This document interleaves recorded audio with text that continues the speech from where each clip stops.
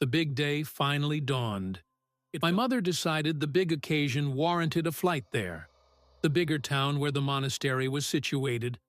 Until then, I had traveled mostly by cargo ship. It would be my first and last flight, so my mother thought. So did I think at the time. A small group of parishioners were already gathered when I arrived with my sister, Mary. My second sister, Lily, was there also, together with the tall English priest, Father Harry. I knelt for the blessing of the priest. He knocked on the big solid wooden door. The door opened to reveal 2 rows of nuns, dressed in the dark brown habit, veils covering their entire faces.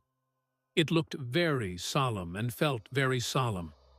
The priest held a crucifix for me to kiss. I kissed it, then entered inside. Instantly, the nuns uncovered their faces and started welcoming me into their midst. Arms wrapped themselves around me, some giving me some solid thumps on my back. I felt very awkward, grateful for the bag of things my sister Lily gave me. It provided me with some buffer from those big hugs and embraces. For we Chinese do not hug and do not embrace. Much to my regret, a young nun relieved me of my bag, my protection against the enthusiastic welcomes. Then the mother prioress led me to the chapel to greet Jesus. A Spanish nun, and long-legged, she flew down the corridor leading to the chapel. I hurried behind her. Then it was time to slip into my postulant dress and meet those well-wishers at the parlor. My sisters were there. Most of the people present were more interested in the nuns. It is not often they get the opportunity to see them. Lily reminded me again, "Remember, you have to eat everything given to you."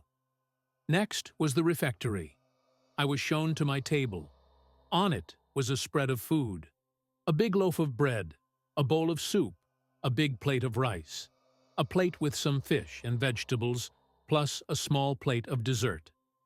I looked at the spread and wondered how I was going to eat it all. But I did as my sister Lily advised. She would know better. She had entered the convent of the Franciscan sister and was a novice there. I ate everything. The same young nun who took my bag came in, saw my table cleaned of all food, and her eyes widened in surprise. Later, very discreetly, she told me, the bread was mostly for the Spanish sister. There was no need to finish that up. That was most helpful,